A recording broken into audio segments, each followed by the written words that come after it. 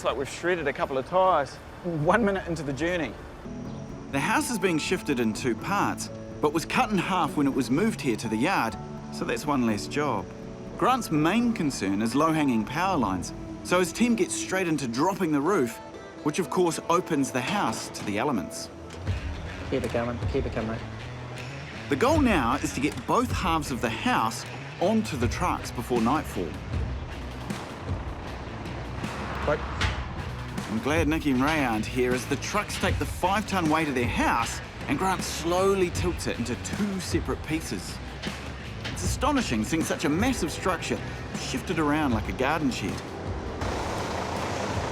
Start heading around to your right. Because the load is so big, local authorities dictate a start time of 10:30 p.m. when the streets are empty.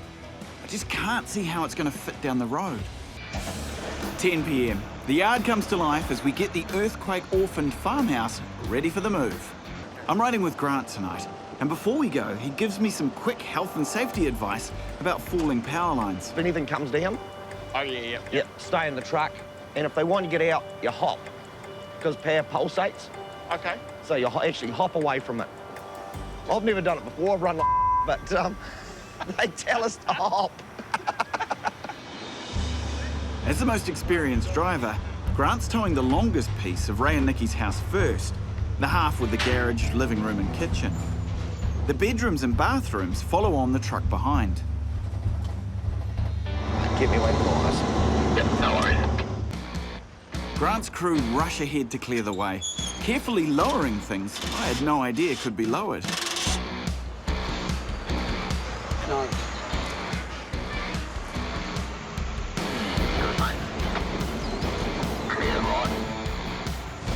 All right, away. Manoeuvring 2 portions of 250 square metres of house means road markings don't have much meaning. With pilot vehicles keeping the public safe, we're often on the wrong side of the road. It's no wonder we drive at night.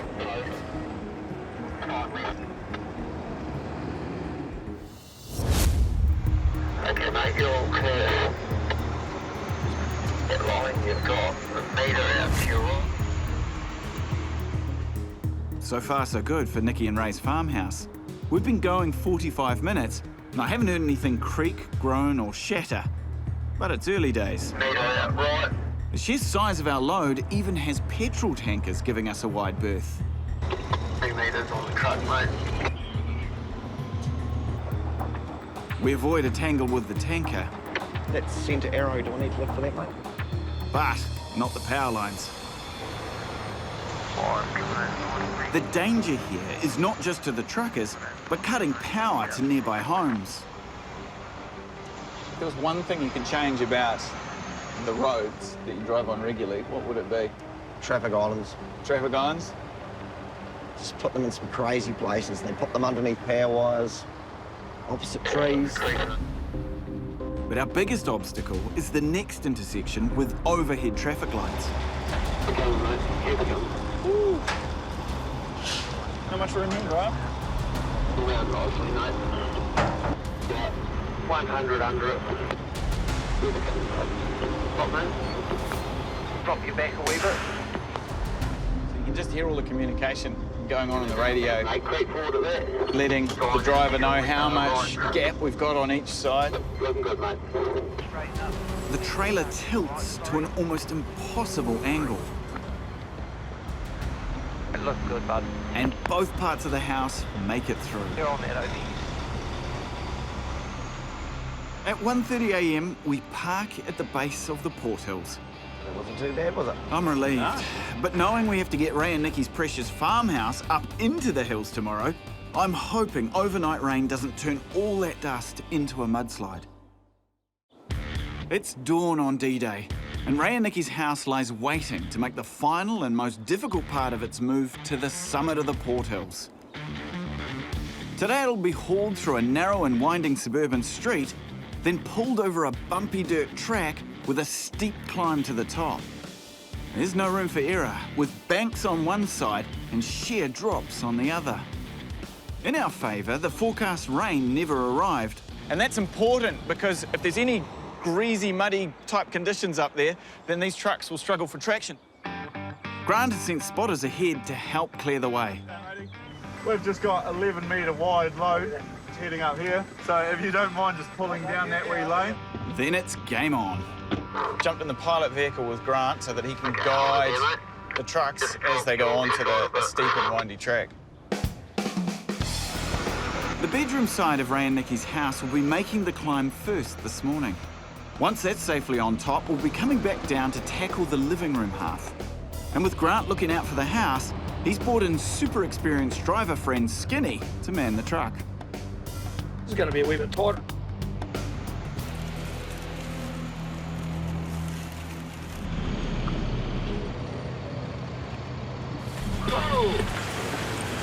There, mate. It's quite a heavy bunch in here, bud. We only make it a couple of 100 metres up the road before our first stop. The plasterboard cladding is less forgiving than classic Kiwi weatherboard. A hit with a big branch could punch a hole in it and give Grant an insurance headache. So they knew it was going to be tight, but obviously this tree is just a bit much. Take her up over top, Chase. Grant tries to do as little pruning as he can, but we've already got traffic backed up behind us. Take your left up first. Okay, mate, that's it. Keep an eye out for that fascia, mate. We want to have it down. Just on the guttering. Good, mate. Hey, mate, looking even there, bud. Oh, now, mate. It's right, mate.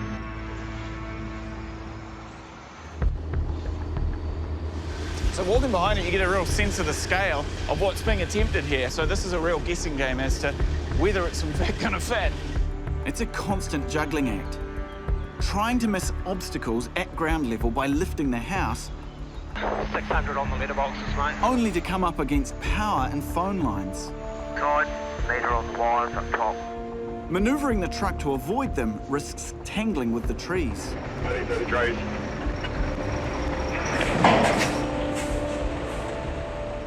Slowly, just on the guttering. Keep it coming, mate. Keep it coming. Looking good, mate.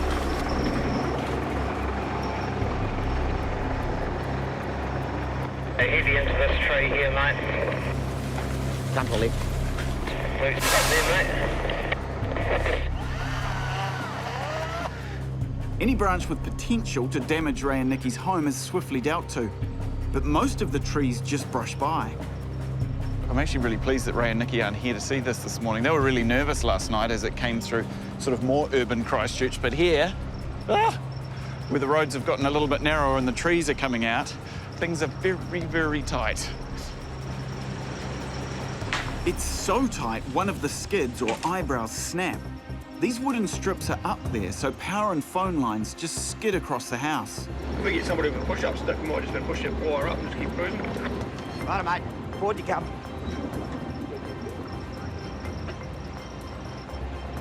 Got on the mailbox. Good, mate.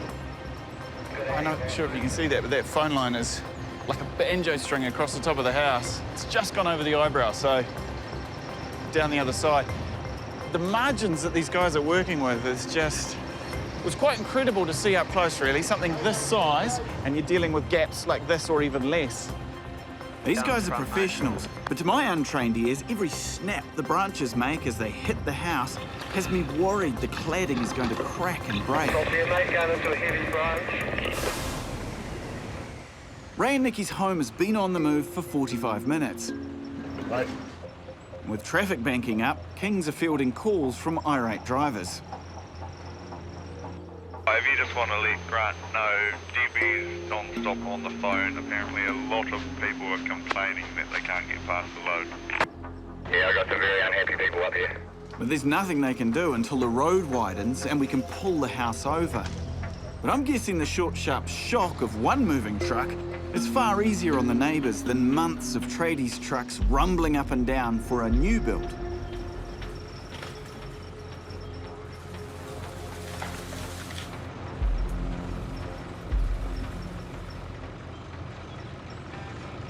All right, we're starting to pick up the pace a little bit. The shrubbery and the trees have parted. That means that we can get to our destination a little bit quicker. Cars passed up here, but he's going. On the way down, there's been more ground These are coming clear, Grant. Yeah, clear everybody from both directions, mate. Agreed. Thank you. All good to go, Mel, mate. Just like that, we cleared it. And Ray's daughters have arrived at just the right time to see us powering up the hill.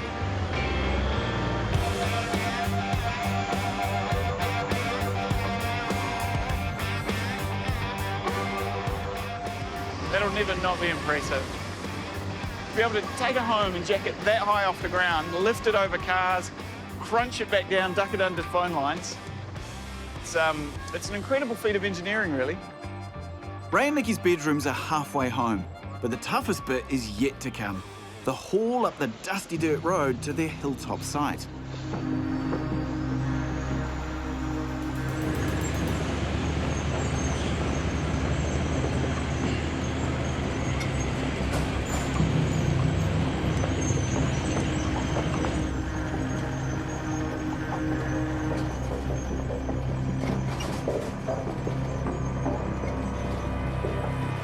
Under the weight of the house and truck, the dry ground turns to dust, and the tyres aren't getting any traction.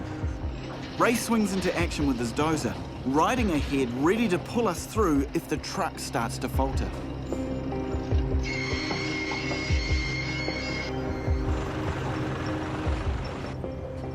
It's touch and go, but the six-wheel drive truck is getting the job done, which gives me a chance to kick back and take in the view.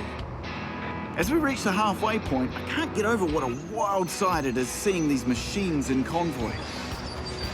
Now this is the stuff of big boys' dreams. A bulldozer, a huge six-wheel truck, and a massive house in the Port Hills.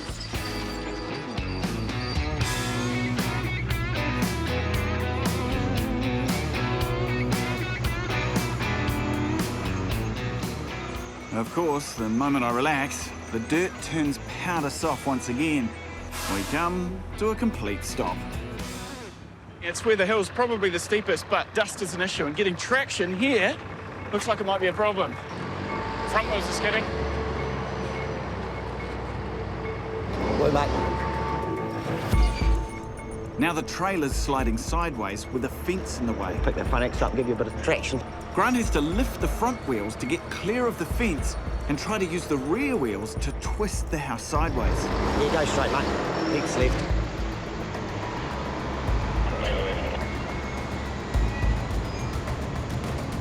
Hold it, mate. I can't get the wheels around quick enough.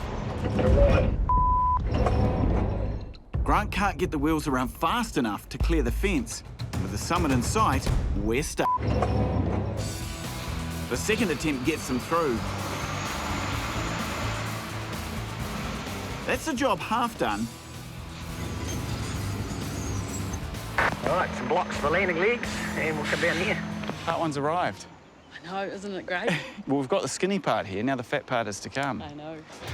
And speaking of Skinny, I'm jumping in the cab with him to bring the living side of the house up. So they call you skinny? Because I'm not. The lounge and kitchen half of Nikki and Ray's house is taller and longer, so we have to lean right over to get around corners.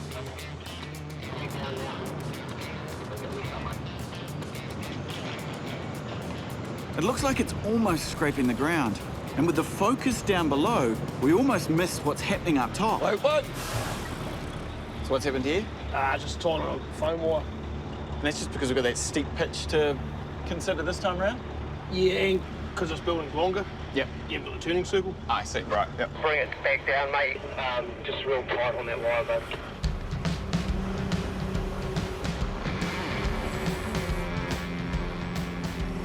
Make it, mate. Quality does it.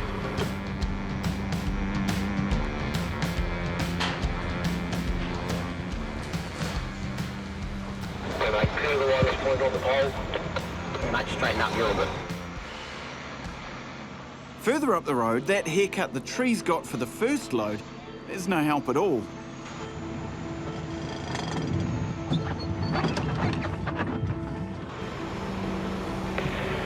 Good, mate. Keep going through that. The plaster cladding on the lounge half is holding up as well as the bedroom side did.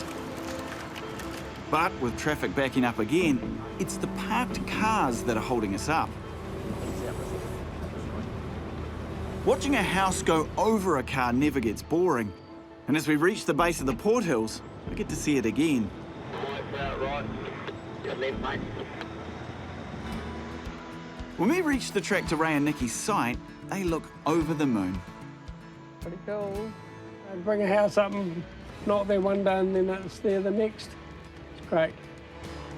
That's so cool. Look at this. That's my lounge. Love it. And there's the dining room and the kitchen's in there. Double garage. Yeah, it's like, wow. But Nikki might need to put away the champagne, because we're not there yet. It's a nervous climb with Ray and Nikki's precious farmhouse strapped to the back. Listening to the house groaning and creaking as we climb this uneven track, I'm reminded how utterly crazy this whole operation is. But here we are, doing it.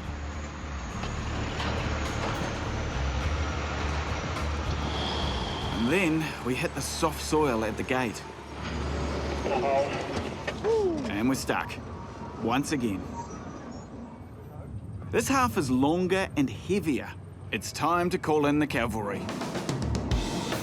It's the moment Ray's been waiting for.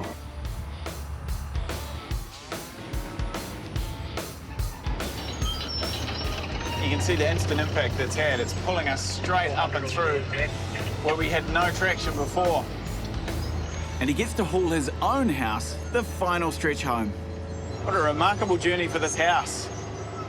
Victim of the Christchurch earthquakes, possibly almost demolished, taken away, sat in a paddock, and now to be brought back to life here. I reckon straight back. We'll get it out. We'll put this piece down there. So there's absolutely no mucking around when we get up here. We're just backing the house straight down onto the concrete pad. This is where you hope that all your measurements add up and that the engineers have done their job, that it can not only take the weight of the house, but that it all fits.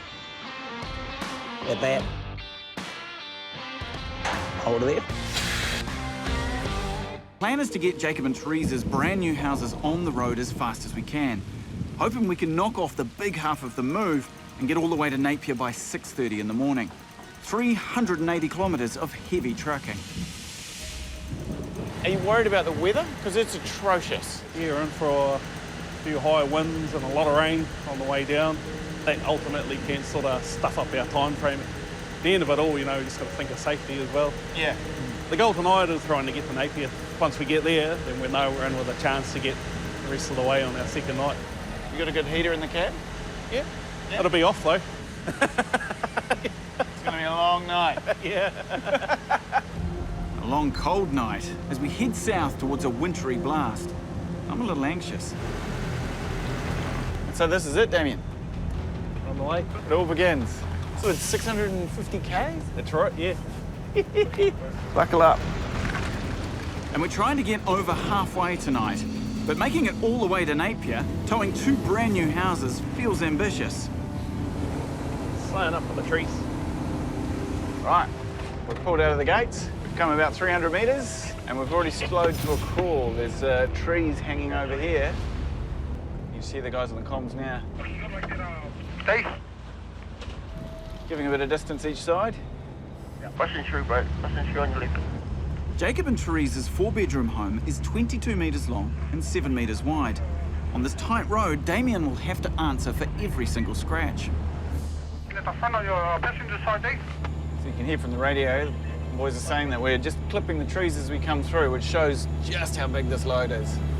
And we've only just started. And clear that white fence, bro. And the moment we're through the trees, we hit a rail crossing, crawling speed.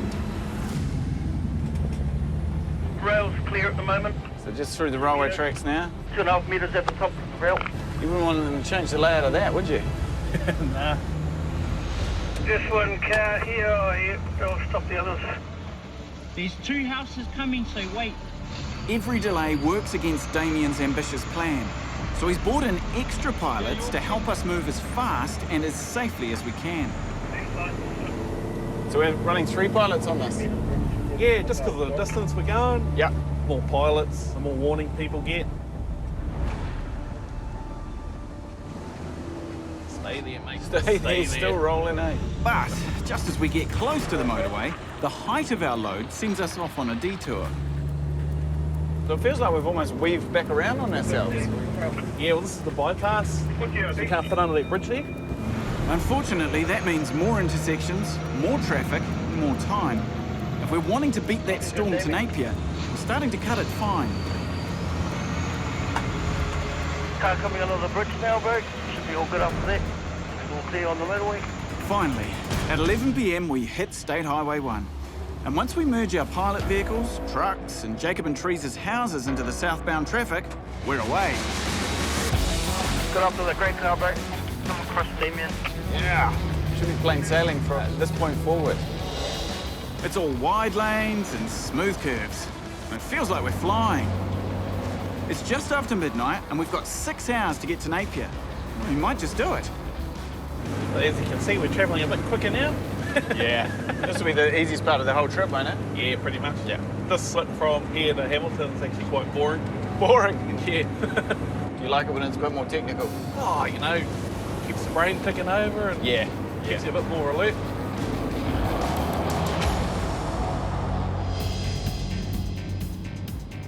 State Highway 1 takes us straight through the middle of Hamilton. 1 a.m. on a Sunday night, most of the city asleep. There's only one local shocked to see a couple of houses heading their way. Car turning, sitting on the medium strip. Going right over. There we go. You good? Cheers, mate. You're all clear ahead at the moment, Damien. Right there, coming through. Back on the open road. The late night is starting to get to me. It's 2 a.m. Snack time. I got some snacks sorted. You want a buzz bar? Nah, no thanks, mate. You sure? Yeah, all cool. What about a chocolate finger? No thanks, mate. You sure? Yeah, I'm all good. Would you like one of my snakes? Actually, yeah. I knew I'd get you on something. You bring the whole dairy with you. Oh, mate. Cheers, mate. As we turn onto State Highway 29, the sugar rush is winding down. A low rail bridge in Tito means a 1-hour detour off the main drag. With the storm fast approaching Taupo, it's time we can't afford. Check on your right brake. There should be enough space to get past. Copy.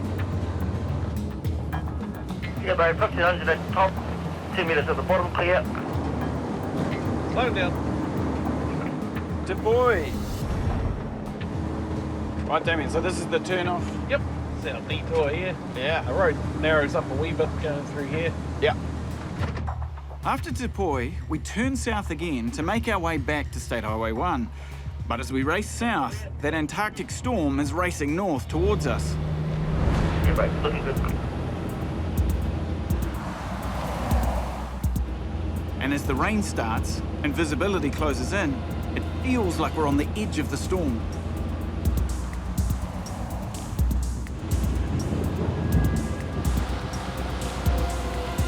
At Tokoroa, it's a squeeze down the main street. The weather is worsening, and we've still got 200 k's to go. Damien makes the call to stop, refuel, and reassess. Fuel up here. Get back on the road. Pretty much, we'll just get as far as we can and just take it as it comes. Look, if there's one thing I've learned in this game, it's you've got to be prepared to stop and start. Yeah, just flexible. All right. Go and get some pants on, man. You're making me cold. We're through the first band of rain, but it's sounding bad ahead. Damien's plan is to get as far south as we can. We get Jacob and Teresa's houses through Taupo, but when we turn off onto the rugged Napier-Taupo road, we get bad news from the pilots. David? Nah. They're getting ready to close the road through because it's getting bad. Oh. So you're saying what? They're going to close the road? Yeah. That could change things? Big time. The pilot radios through that the southerly storm has hit the hills, and the already dangerous and windy road is going to close. As we gain altitude, the temperature plummets. It might be a bit of snow there, mate. Oh, hey. It's definitely snowing. You're right. Wow. Oh, look at that. See it on the windscreen now, eh? Yeah. Can you move up a little bit? There, mate. snowplow, bro, coming your way. Is that a snowplow? That warm Napier bed is starting to look a whole lot further away. That's me. Damien makes the call. Get the houses off the road before they disappear under the snow. Just 100 k's short of our finish line, our luck has run out. Ooh, ground's white. Not a picture I was expecting to see. 5 o'clock in the morning. Couldn't drive for much longer anyway. And this is where we'll stop for the night. There's no way we can go any further. They're about to shut the road. And hopefully, this is just a passing snow flurry, because if the snow keeps coming down like this, well, these homes are going to be stuck here for quite some time. It's freezing cold. And there's no room at the inn here in Rangataiki, so we backtrack to Taupo to find breakfast and a bed. Well, this is less than ideal. We couldn't travel till later in the day. It was clear, and now as evening has fallen, it is snowing, and snowing quite heavily, and they have closed the road. And somewhere up there is Jacob and Teresa's houses on the back of our trucks. As darkness hits, we're allowed through to check on the houses. Well, they made the absolute right call in closing the road. This is just half an hour later, and it is pelting down. It's starting to settle on the road, which means our trucks with the houses on the back are getting absolutely covered in snow. Now, I've got no cell phone reception here, so I can't actually call Jacob and Teresa and let them know the unfortunate news that we're going to be stuck here for another day at least. Well, what a difference 24 hours makes. The snow's gone. It's still freezing cold, but most importantly, the road is open. So, as soon as it hits 7 o'clock, we are off. All the way, ambitiously, the target, to Martinborough. Tonight's trip takes us 100 k's across the mountainous terrain to Napier. Then we head south and wind down through the towns of the Wairarapa, Dannevirke, Paihiatua and Ekatahuna, all the way to Martinborough. We've lost 2 days to the snow, so the pressure on Damien is bigger than ever. And he's just where he needs to be, fueling up for another big night. We all set? Ready to go, mate. Ready to go. It's a good forecast. Yeah, no, we've been talking to a couple of the truckies that have come across. Yeah. And they said, yeah, conditions are pretty good, so we'll roll with that. We've got a pretty anxious couple of clients at the other end. Really worried about the state of their house, but smooth sailing from here. House is in good nick. Had a look around at the snow damages. She's all safe, so yeah. Right, well, you finish your dinner and we'll be out the door shortly. Yeah, man. Ready to rumble. All good, Damien, bring it on. So this is what we like. Nice and clear. Yeah, man. No traffic. You can see some stars. Stars that night, it's got to be all right. No snow on the road, it's all go. We're taking these houses all the way to Martinborough, only slowing for steep hills. Now entering the Hawke's Bay district. Just like that, we're officially down onto the flat.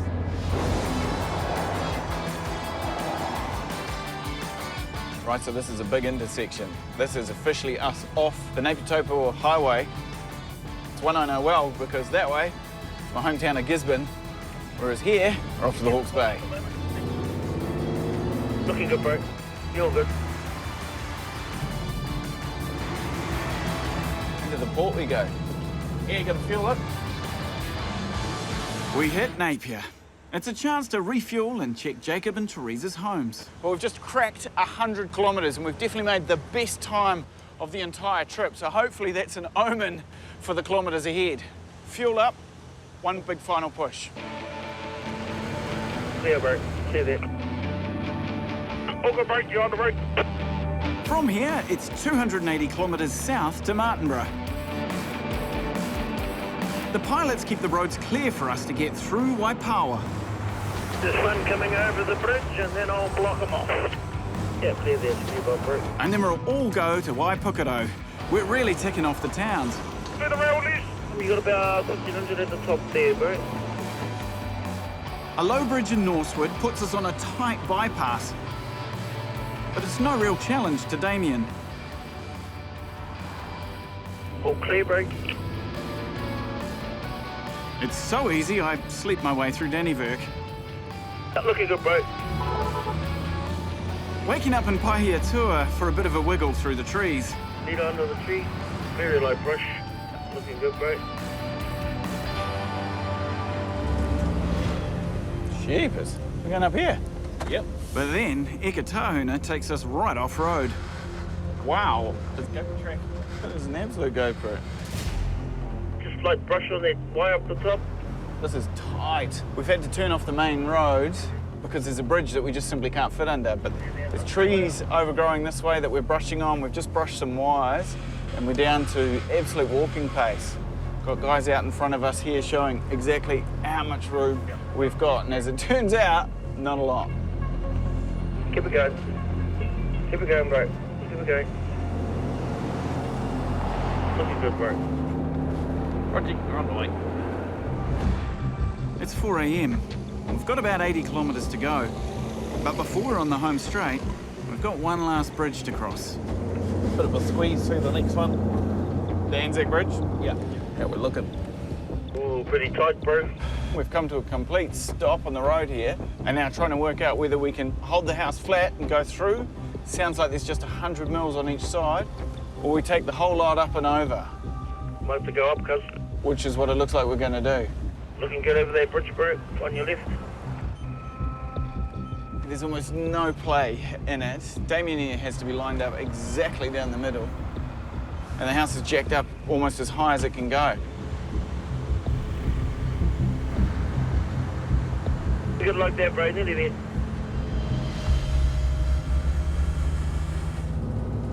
Just like that, eh? All done. Yeah, man. Good to go. Roger, let's lean forward and do it. Yes! We're nearly there, man. This is exciting.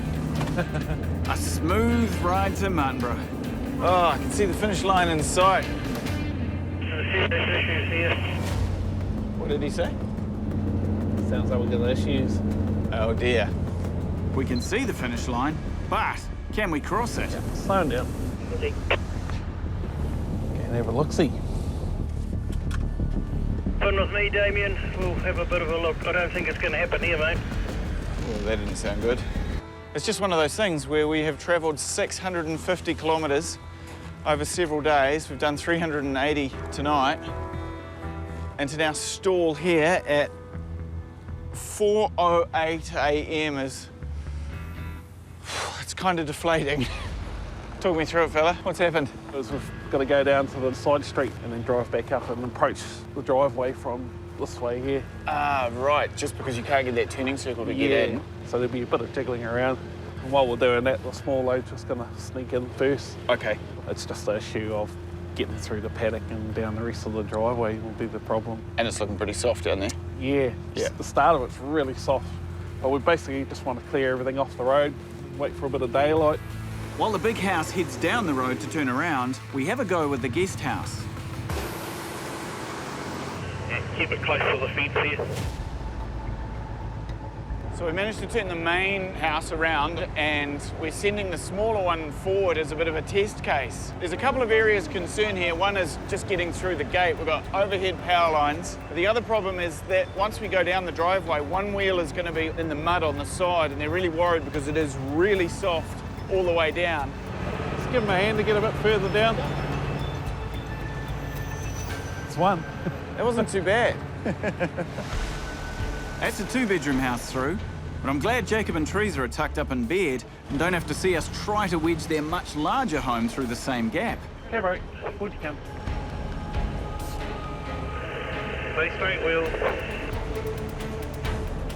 Hold it there, hold it there. I might have to lift over because it's still tight up there. Okay, forward you go slowly. Keep it going. Nice and easy. Nice and slow, brushing on both sides. Hold, bro, hold. How's that tree? So this is a bit of a stalemate. The back of the house is blocking the entire road and it's now after 5 in the morning, which means that morning commute will start, and if we're not off the road soon, this could be a real problem. Go hard right.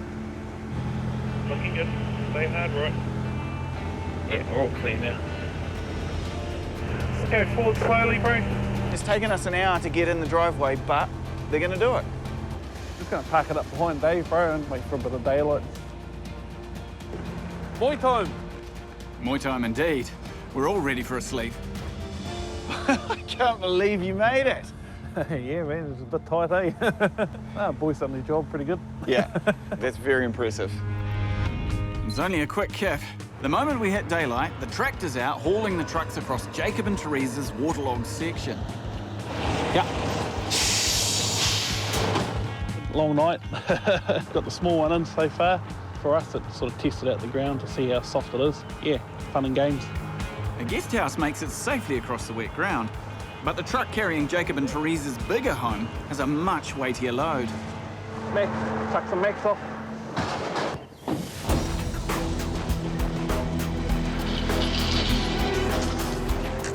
Yep, push the truck forward. So the issue here on this corner is the ground got a bit soft due to a hole that's been dug in the ground. So we had to throw the mats down just to firm the ground up for the trailer to drive over the top of it so we didn't sink out of the site. And we're just now having to steer around the last piece of the corner so we can line ourselves up with the driveway there. Where it's even wetter, Damien's crew bust out a few more tricks of the trade. So this morning has revealed good news, that as the truck has come on to the section, it's actually reasonably firm underneath.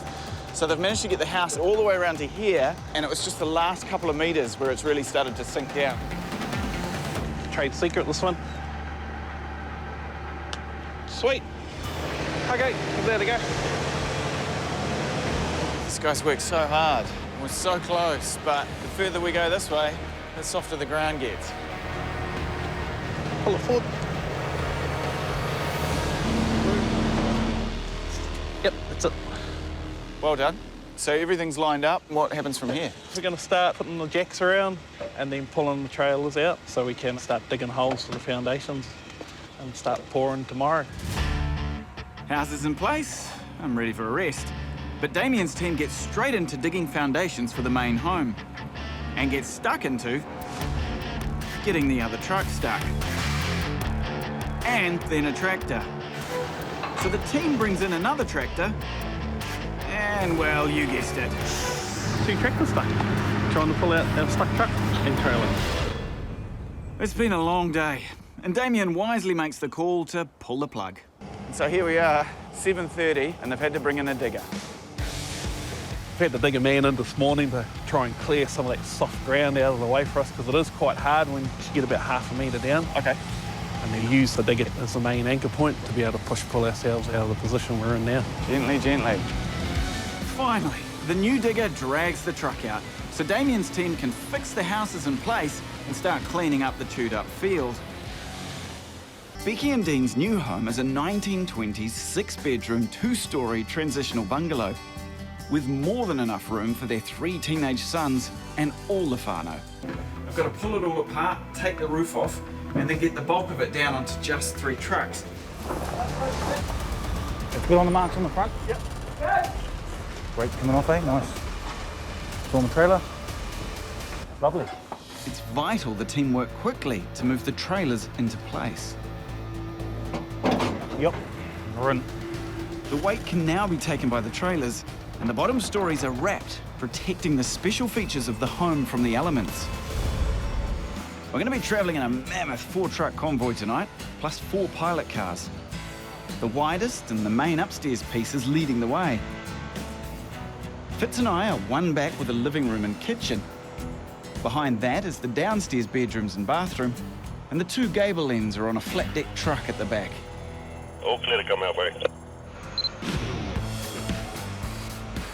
Here we go, out onto Great North Road. So the pilot vehicles are split between the 4 trucks, 2 in front, 1 in the middle, and 2 bringing up the rear. Riding in such a long convoy is making their job extra tough. Looking through, come on now. Cops on, cabin lights on. We're going through a built-up area in town, so there's just so much to look out for.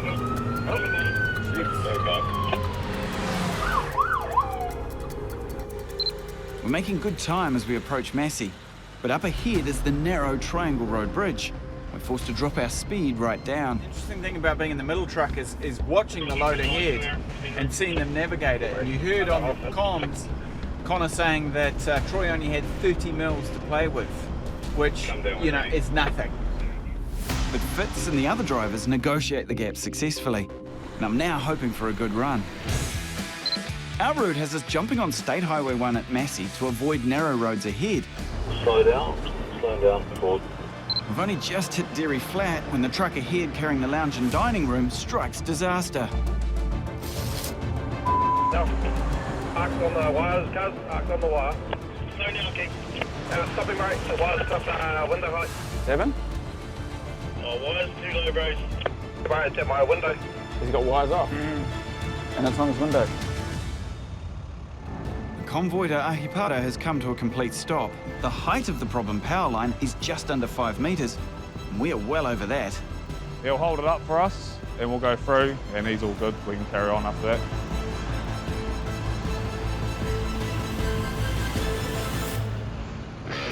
We're through, without any damage to any parts of the house. But we've got only 3/4 of an hour to drive the 38 kilometres to Dome Valley before 3 a.m. But we've only just come through the first set of roundabouts when the pilots notice something's not right.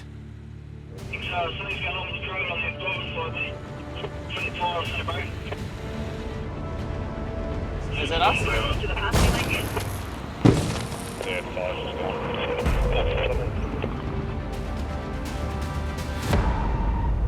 Just gonna have a look.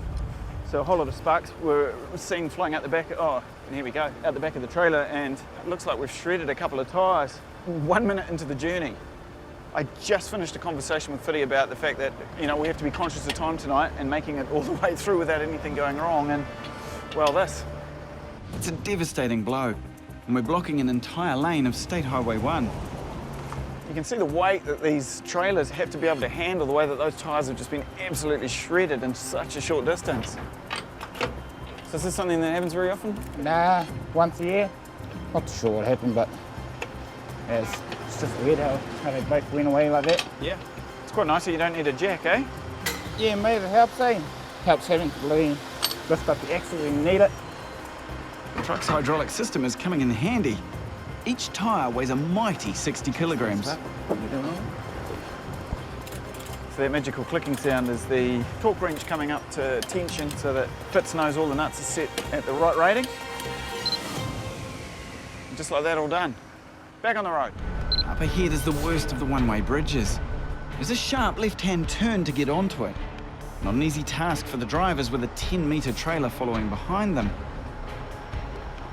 There's only centimetres each side to play with, and it's slow going as each load navigates its way across the bridge. Got like nothing against the curb. Can you see his tyre? Oh no, have we got more tyre trouble ahead? Straight truck trail. The first 3 loads have made it through. Nice and easy. Right at touch. Yep. 1 to go. It's my mate Fitz that's driving, and it seems like he's got himself stuck. But he manages to squeeze himself through this most impossibly narrow of bridges. Just coming off the bridge now, mate. Inside tyre on the middle, driver's axle slap on Fitz's one. Another tyre. Incredibly, just 30 kilometres out of Ahipara, Fitz's truck blows a 3rd tyre. We've already used 2 of our spares, and this is the one trailer that's got different rims to the other 2 trailers. So we'll just run the tyre guy, Kai Tyre. We'll carry on. We've lifted the axle up. We'll just have to go a bit slower. Okay. So, and then he'll meet us halfway there, I suppose. We'll limp forward slowly and just keep an eye on it until we get to a better spot. Yeah, right. Okay. And the tyre guy from Kai Tyre catches up with us. We're still 6 kilometres from Dean and Becky's site. This tyre is going to need to be changed in record time for us to get there in time. With only 1/4 of an hour left before the driving deadline, we're off again.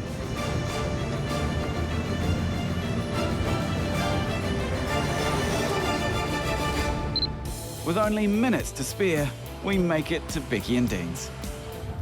The first job of the morning is to back the 2 bottom halves onto the site.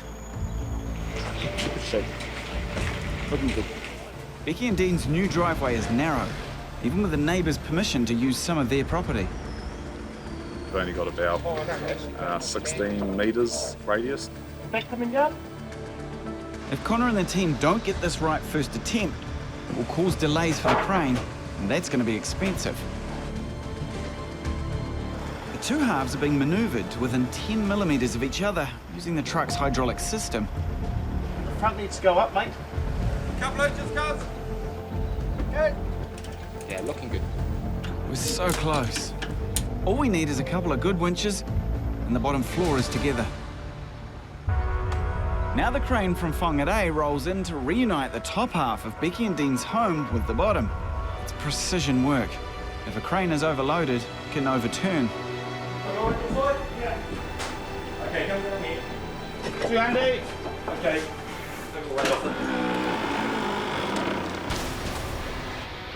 Becky and Dean have finally had some good luck go their way, and their new home is back together. Synchronized hydraulic jacks are raising the home into the air. Open it.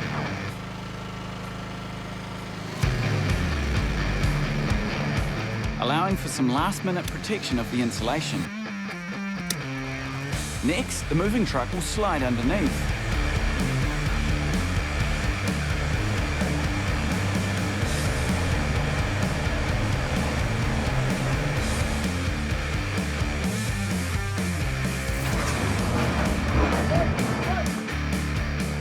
In no time at all, the Rain and Bud's house is gently lowered onto the truck, and it's job done. Until tonight. All right, done it. Come midnight, it's go time. Normally at about this time, we're leaving the yard with a pre-loved home. Tonight, it's a pre-built home. But Lorraine and Bud's house has been designed to move. Road out to Raglan's not the widest road. There's trees and winding corners, so with a big building like this, it does get a little bit challenging. How long's the load tonight? It's 18.5. It's the length that can cause issues, isn't it? With corners and trying to get around trees because you've got less room to move.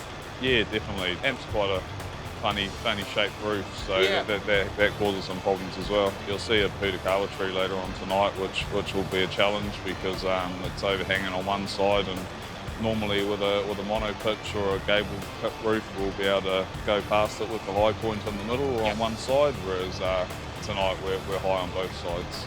Do you think we'll have time for a cup of tea on top of the ranges? I think Lorraine and Bud are keen for a cup of coffee and a glance at their pride and joy before it goes down through the tricky stuff. Yeah, I heard they are waiting for us, so we'll keep an eye out for them. It's just after midnight, and we crank up the engine to begin our 91-kilometre trip to Raglan. I'm riding with Fitz tonight. Hey, Ben Clark, all good? All good, man. He must be some driver to relegate the boss Connor to a pilot vehicle. That was low right up for low. Do you want it up? I might bring it up a bit. Okay, Fitz, when you're ready, mate. Up? Or down? Seat sorted, we're off. The size of Lorraine and Bud's new home instantly creates a challenge for Fitz. The load is so long and wide. Even just getting out of this driveway tonight is... It's going to be a bit of a mish. Bit of a mish, as Fitz said. It's a real challenge. With older homes, we're normally moving them in parts. But for this move, we've got the whole house high on one trailer. I hope it all doesn't come crashing down.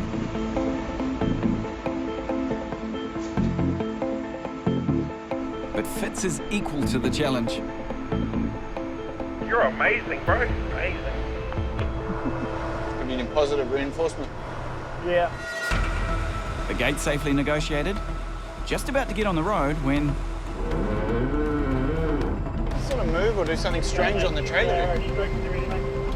What was that, Club? Like almost like it slipped or jolted. I don't know if it was the hydraulic or the house has moved slightly. But all the guys are out there having a look. And just checking everything's tied down, still tight. But the house sort of... Yeah, it was a bit jerky then. Yeah, it just seemed to... I couldn't quite work out what was going on.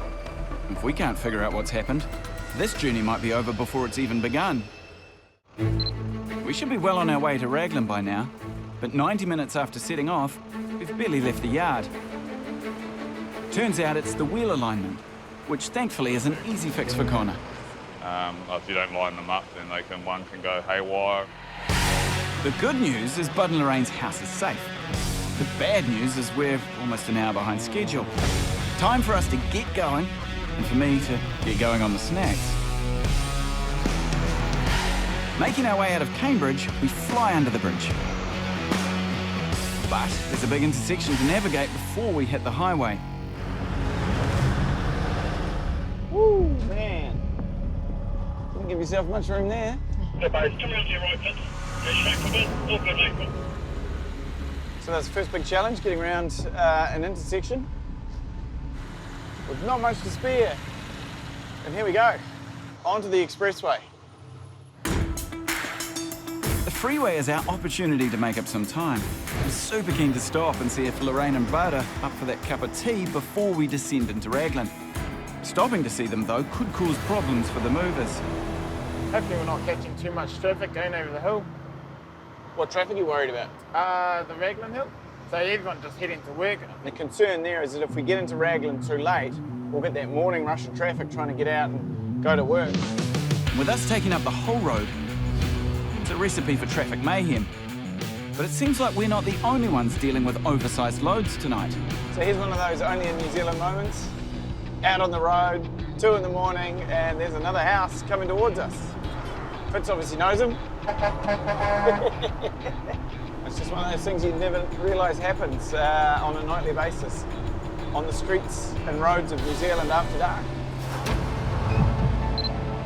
As we approach an overbridge, Fitz urgently wants to check on something. So I'm just going to pull over and you'll just check my trailer. Yep. Hopefully it's not another issue with the wheels. Thankfully, it's not. Just make sure I'm at the right height before I go under that bridge. Okay. Last thing we want is to peel the roof off. Oh, it is low, eh? Yeah. Despite Easy Moves having done thorough research, sometimes the drivers just need to give themselves peace of mind. Bud and Lorraine will be pleased to know Fitz and the crew are transporting their home with such care and attention. Oh, right, the Raglan turn off. As we come off the freeway, we're faced with a hard right-hand turn. Not easy when you're pulling a 130 square metre house. Stand by, team. Yeah, look good. Go forward. Let's try up to the tight squeeze, isn't it? Come back and down on drivers if you're ready, mate. Down on drivers. Coming around nice to the island, Fitz. Yeah, looking good, mate. Fitz and the crew made that look easy. On the right, coming around right. As we hit the dark roads leading up to our meeting point with Bud and Lorraine, I'm really looking forward to that cuppa. But at this stage, I can barely keep my eyes open. Then, while negotiating some particularly low-hanging branches, we snap the lead off one of the eyebrows. It's what we use as a safety mechanism if there's any low lines, power lines or trees, just to push up and over the house so they don't get caught up. And this is such a good example of how awkward this load is. Because it's such a big square shape, it means that it can't move like a house that might have a pitched roof and low sides can. It's a simple fix, but it does chew up valuable time. Starting to break out with the yawns. You're right? Yeah, we need a banana. No, I'm right. Going what they call the wrong side, so the wrong way around, to give us more space to get this big square box around this roundabout. Can't my drivers a bit more? Wait. Nothing happens fast when you get a load that's 18 metres long and over 7 metres wide. Pretty nice and easy. Looking good. It's 4:30 when we hit the Raglan Bridge. It's a one-laner, and it's tight as. If we don't get on it dead straight, we could be in real trouble. Getting stuck is a real possibility. So we're just cruising, taking it easy over this Raglan Bridge because it's so narrow. You can just hear on comms there saying 150 on the left, which is, you know, not much. 100 on the right, back right. 100 on the back right. That is 10 centimetres clearance that we've got going over this bridge. And because it's so narrow, we've had to pop up and sit just above it.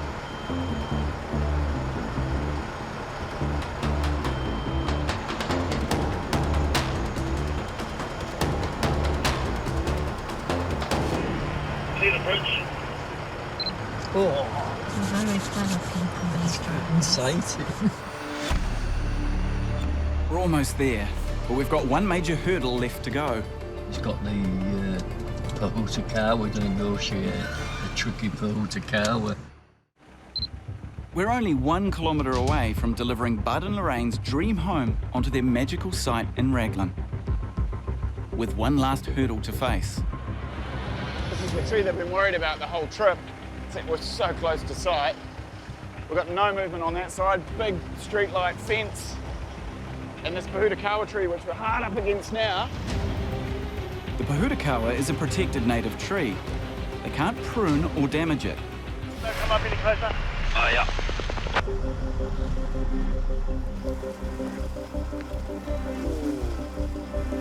What?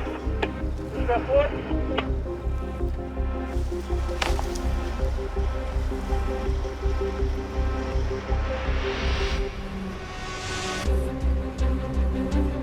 It's a time-consuming, repetitive process to lower and raise Bud and Lorraine's home bit by bit to creep forward, being careful not to damage their home, the tree, or the lamppost. You can see that branch on that Pahutakawa is absolutely straining. This is such a good example of why the house has been wrapped in a protective cladding to prevent damage in times like this.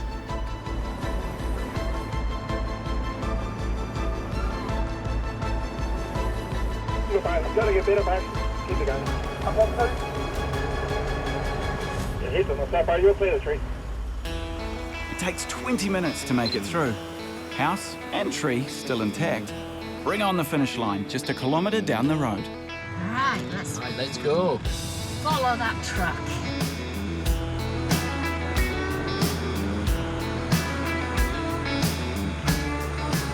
At 10 to 6 in the morning, we reach Bud and Lorraine's site. Down onto those piles and all that concrete. 52 tonnes of it. We get to see if it's going to all line up. And when you're ready, fit, come back there, okay? Bud and Lorraine's eyes are firmly on the movers, no doubt willing them not to drop their dream home.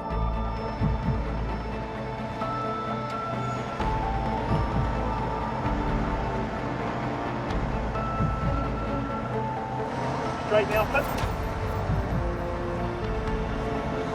Push it back, fit. That ramp will got it. Hold there, mate. Good. The ramp is no match for the weight of Bud and Lorraine's home, causing the trailer's wheel to start slipping off the side. But this is where the trailers come into their own. Come in, fit. This is one of the best examples I've seen of these trailers' ability to adapt to the ground that they go on. So they just bring that wheel up independently and then put it down onto the runner boards. It's just incredible. Just the manipulation that's going on here is amazing. Slowly, the process is repeated wheel by wheel. As they're lifted over the problem area of the ramp. Got a little bit of right hand now. Until it's in position. Truck straight, left hand. Yep, nice, mate. It must be a huge relief. That's amazing. Great job. Guys, I think we're there. Yeah. It's just like a big Christmas present waiting to be unwrapped now. Like that's what I said. It's so really. Yeah. The house has been cut into 4 parts, which will be moved over 2 nights. Luckily, the man in charge of the move knows the outskirts of Christchurch like the back of his hand. Tonight we're just going to take 2 pieces of the 4-piece house. Let's take the garage and the bedroom section here. And why we're going to take those, they're the 2 smaller loads. And we'll take the 11-metre wide one on its own there on Tuesday night. I think the weather's going to be right for the next 2 nights, but Wednesday we're talking about rain, so we want to get a stitch back together by then if we can.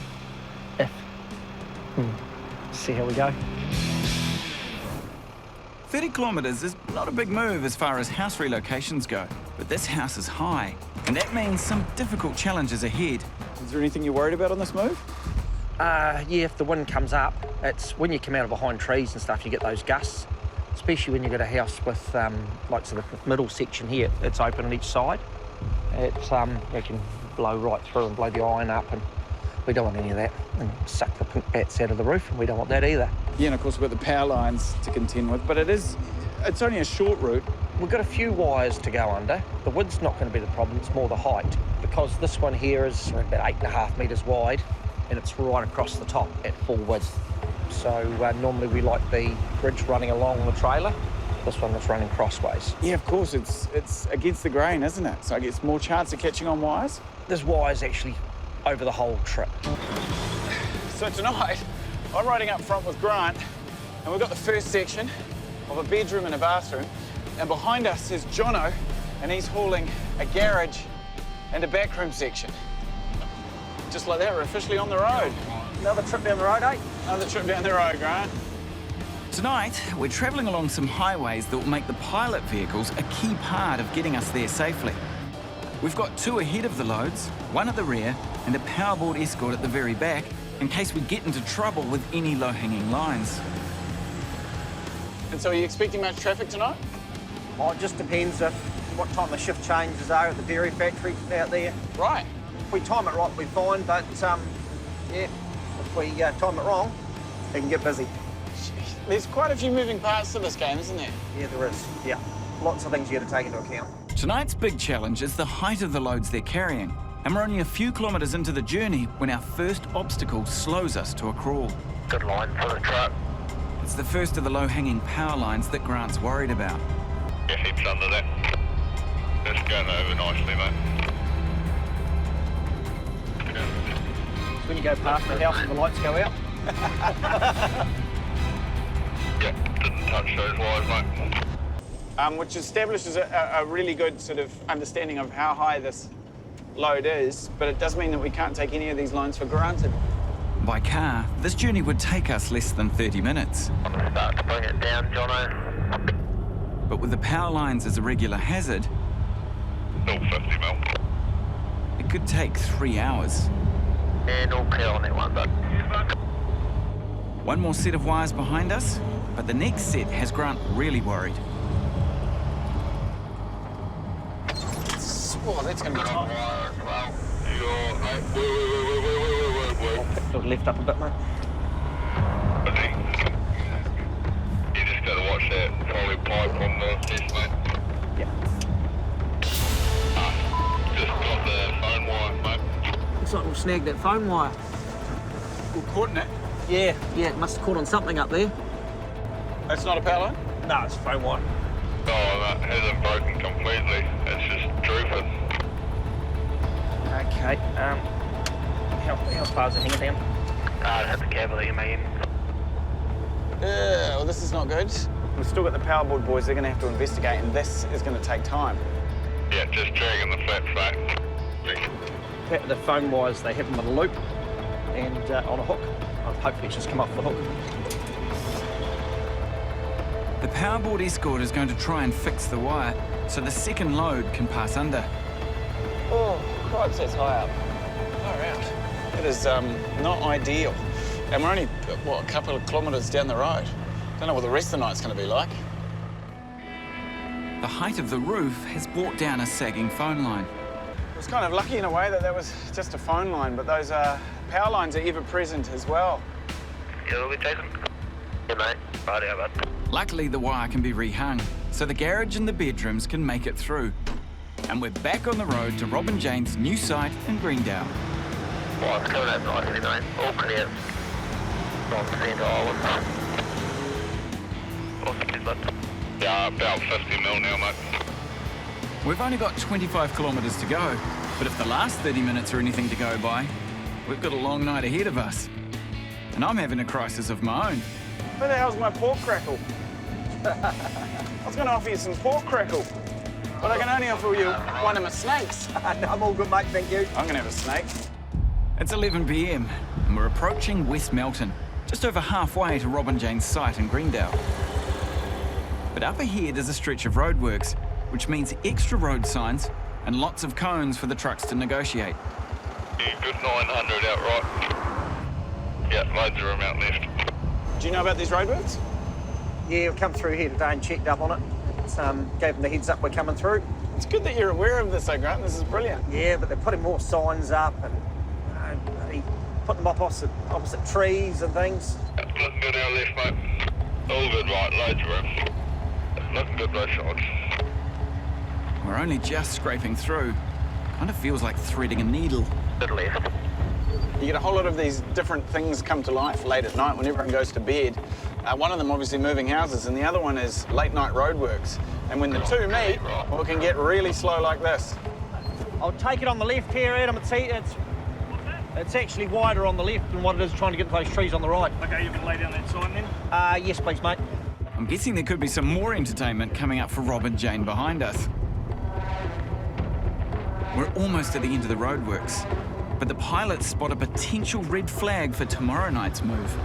They're concreting and big f***ing bolts for some big signs by the looks of it. We just heard that the pilots have spotted new signage being installed on the sides of the road. And of course, if that goes up tonight, it could cause problems tomorrow when we come through with an even wider load. We're through the roadworks, but behind us, the second load carrying the bedrooms has a problem. There's a backlog of traffic, and one driver has had enough. There is room for a couple of vehicles to park down here behind this one. They might forgot me. Where is he going? Just saying that van that's behind the rear pilot's not with us. A van driver is weaving between the two rear pilot vehicles. This is the next level. It's hard enough weaving 40 tons through road cones. The dangerous driver is making everyone nervous. The van's trying to pass me now. It's coming up your right side. The van driver spots a gap and goes for it. They're flying past, undercutting with no regard for safety. The guy in the van side past. So a van coming up behind you there, Mike. Yeah, mate. The danger is not over yet. The van has caught up with us and is now trying to get past our load. It's coming up your right side. Okay, what the beams? I might just tuck it back up, eh? So you're just going to pull over and let them pass? Yeah, mate. Get rid of them, eh? Get rid of them. Let them come ruin somebody else's night. Oh, how often does that sort of thing happen? Oh, it happens all the time. Just let them go and ruin somebody else's night, eh? Far out. I mean, you like to think that maybe there was an emergency or something, or just an impatient person. Oh, it's just the way of life these days, mate. Everyone's got to be somewhere. Everybody's in a hurry. Well, I'm pleased we made it through that bit of bad behaviour unscathed. Kind of do hope that that person just, you know, maybe had somewhere better to be. But we've got more obstacles up ahead. We've got railway tracks to cross. So the pilots are calling ahead to New Zealand Rail to make sure that they're clear. It's going to be a tight squeeze over the railroad tracks. If you see, it's got a fork when we cross the line. See, one road goes to the left, one goes to the right on the other side of the line. So if you've got any length on, you've got to go square through these bows, and you can't turn, otherwise your tail or your load will swing into the side of the bows. Just, oh, can we load over to your left, mate? Slowly. Yep, just got past. Clear. Getting stuck on the railway lines is not an option. Already there's a train waiting up the line for us to cross. I rang the railways a little bit early and they're getting all pissy. They've got one sitting at Springfield, so we'll get over these lines and out of the way. Looking good out right, mate. You got good 900 that line. So if you've got any length on, you've got the post right in the middle there, so you can't go. All good, yeah, good 800-900 out right. We are inching across the rail crossing to get the right line into the corner. This is one place we don't want to get stuck. All clear on your tail on your left. You're about 80 flaps on your left side. Grant has to rely entirely on the eyes and ears of the pilot cars as we crawl across. All clear on your tail on your left. All clear now, mate. Both loads make it over, but Grant's worried about tomorrow night's move, which is significantly wider. Well, we're going to be wider, so we'll be out towards the centre of the road a bit further, and that way we'll be touching the wires because the trail will be out to the centre of the road over to the crown of the road.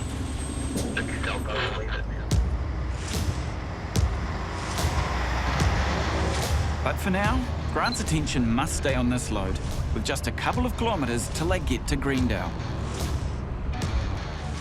Are we there yet? You see the cone? Okay, mate, right in between all three sets of our headlights is where you're going in. Cool. just got nice and slow so I don't get the truck dirty. Yeah, mate.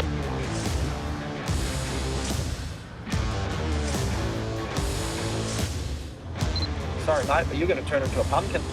Are you talking to the skinny in the back truck? He's already a pumpkin. We're taking it slowly as we turn into the paddock and lift over the gate.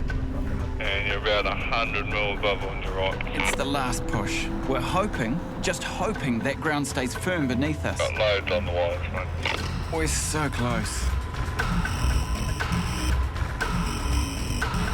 At 12:15, we've arrived in good time. Yeah, it wasn't too bad, eh? Just a few low wires and a few trees and stuff to dodge around. Yep, everybody will knock off and have their 10-hour break now, so I'm back tomorrow. The garage and bedrooms are finally on site. Oh, night one done. Of course, tomorrow night gets a bit tricky because the load gets even wider. And this is all running along a really meticulous timeline as well. Robin Jane's big wedding day fast approaches. So here we are, night two. What are we moving tonight? Tonight, we're lounge, kitchen, sort of the widest load tonight. Got a bit of mucking around with some power wires and stuff tonight, but it shouldn't be too bad. We've got the railway crossing, which is a bit tight to get through. But just one big load? Yeah, one big load, yeah. And what about the dining room? We'll bring that out later, as in maybe tomorrow. We'll just see how we go getting the rest of the house all back together. Get the main part done. Last-minute prep is underway, and the King's removal team is ready to hit the road again, with the largest piece of Robin Jane's forever home, 2 lounges and a kitchen. But there's an unexpected delay. Well, it's after 10:30 now and the power board still aren't here. The local council rules dictate that this move cannot go on the road until the height has been measured, and at nearly 6 metres high, Robin Jane's house is a big load. But we're all on standby until they show up. The power board, they're just running a bit late. They've they put the guy on stand down from last night. He's got to have his 10-hour break. So they've forgot to pass it on to the next guy. So we've got someone out of bed and he's coming from the other side of town. So what does that mean for us? Yeah, it might be a shift change or something out at the dairy factory, so we might get a bit of traffic from there. But it shouldn't be too bad. Yeah. It just means longer night. Finally, at 11 p.m, the power escort arrives. Hey, mate. We're good to go. It's the same height as the 2 last night. Yeah, I'm hearing you. It's same height as the ones last night. That's what it is. Got a light? You all good? And luckily, we get the thumbs up. So we had to get the poor power board guy out of bed. Yeah, it's a bit of a bugger, but never mind. It's the normal guy we have. He's never late. He is absolutely awesome. So just some other guys doing the job that aren't normally out doing it. Just round the bend, mate. Brake light. Looking good so far. Looking good, but another metre and you'll be clear, mate. We're running late after a hold-up with the powerboard escort. And up ahead is the line we got caught up on last night. This is the wire here. Phone wire. This one. I'll try to keep coming. Coming over nicely, mate. The eyebrows, or wooden skims, on tonight's load are doing a better job than last night. Okay, all clear on that set. And we're clear.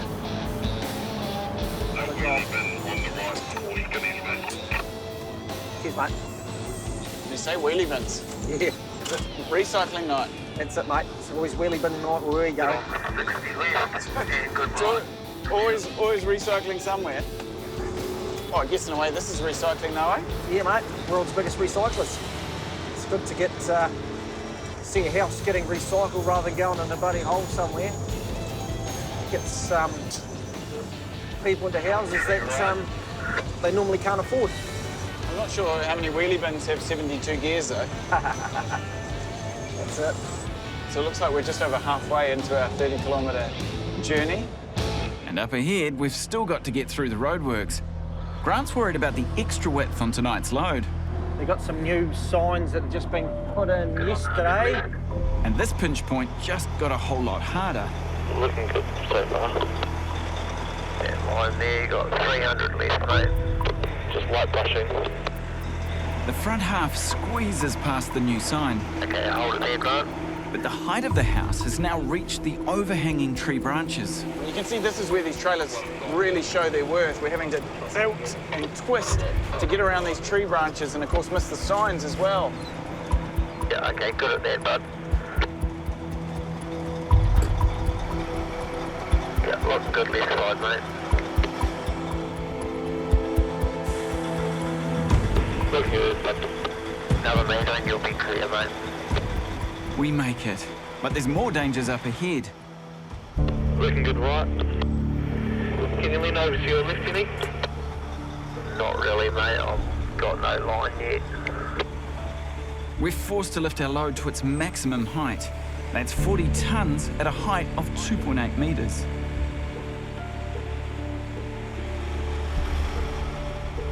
Give that a go, mate.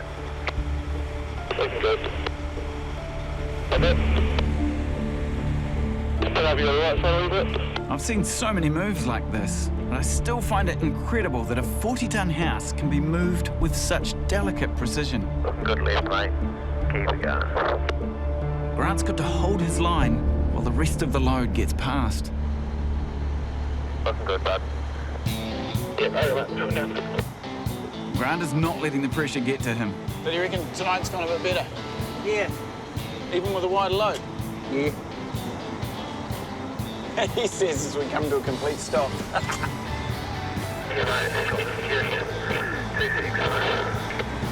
Okay, mate, yeah, you got 150 on the pole. It's just after 12 a.m. and we're through the last of the roadworks. There's only 12 kilometres to go. We can make up some time through here. We've got no wires, so we can put our foot down, and we've got no mad buggers coming up behind us trying to pass us. So we'll make up a bit of time. But the biggest challenge of the night lies ahead, crossing the train tracks. We're only 10 kilometres from our destination, and we've reached the rail crossing, Grant's toughest test of the night. Good on the giveaway, mate. 50 mil. We're squeezing past the giveaway. Now it's onto the crossing signs and the tracks.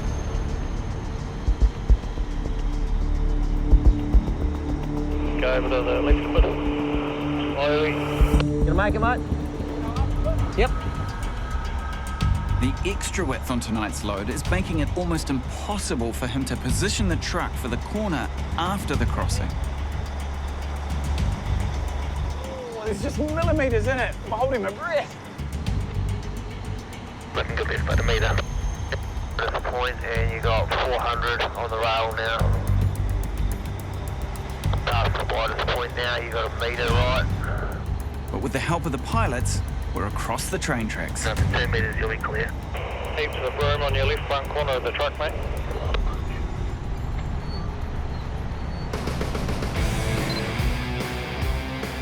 It's 1 a.m. and we're finally turning into Rob and Jane's site in Greendale. A little later than last night, but still in good time. The two lounges and the kitchen have now arrived safely on site to join the bedrooms and garage. They were put back together earlier in the day. After a team wrap-up, these last two big pieces will also be stitched back together. It's a murky morning in Greendale, and Grant and the team have a big day ahead, stitching together these two massive pieces of Rob and Jane's house. The dining room is still to come, but Grant is focusing on getting the main pieces of the house, the bedrooms and the lounge together first. Come watch the join now, Jace, please, the front. Just want to come down a wee bit in the middle there. Yeah, about 4 inches too tight. Okay, mate, tightly does it. Front's good there now. We've got about 15 mil gap there. That's us, mate. Not going to get that any tighter. 3 parts of Rob and Jane's house are now back together, just in time for the dining room to arrive the following day. We've had a good run on the road at night, so, you know, we've always had good breaks, so we've managed to get through it. You know, they're on a pretty tight schedule, and we'd like to help them, and hopefully she's happy. I'm sure she will. Rip straight into it. Oh, that's a massive relief. Yeah. Okay, well, I'll leave you to it. I was just a little worried because I hadn't heard from you. No, we've been busy all morning, so, yeah. You're a star. Right Love up. you. All right, love you too. See ya. See ya. Bye. Happy wife, happy life. Oh, she's not quite the wife yet though, is she?